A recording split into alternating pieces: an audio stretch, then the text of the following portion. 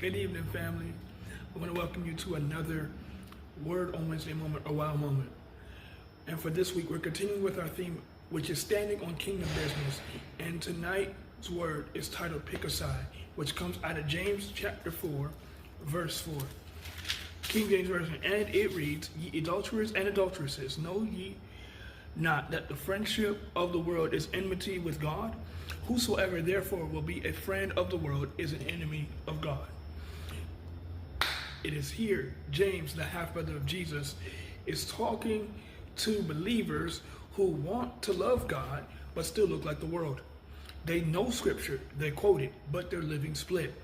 1 foot in the word, 1 foot in the world.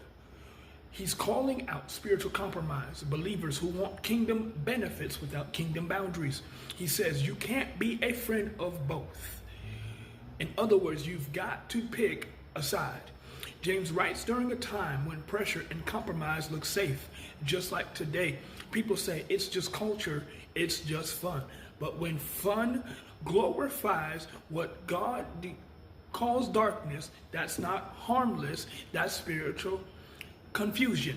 This tension shows up everywhere in what we celebrate, in what we share, in what we allow in our homes. I must tell you, you can't worship God on Sunday and then participate in things that glorify the very darkness he died to defeat. You can't decorate your life with what Jesus shed his blood to deliver you from. Why?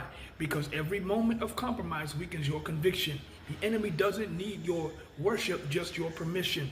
When you blur the lines between holy and worldly, you open doors in the spirit you may not realize. That's why James said, choose where your loyalty lies. This isn't about candy or costumes. It's about covenant. It's about whether your life agrees with light or entertains darkness. How do I pick a side? I'm glad you asked. By making a conscious choice to stand on kingdom business. You must first guard your gates, your eyes, ears, and home. Second, teach your children that holiness isn't about rules, it's about relationship.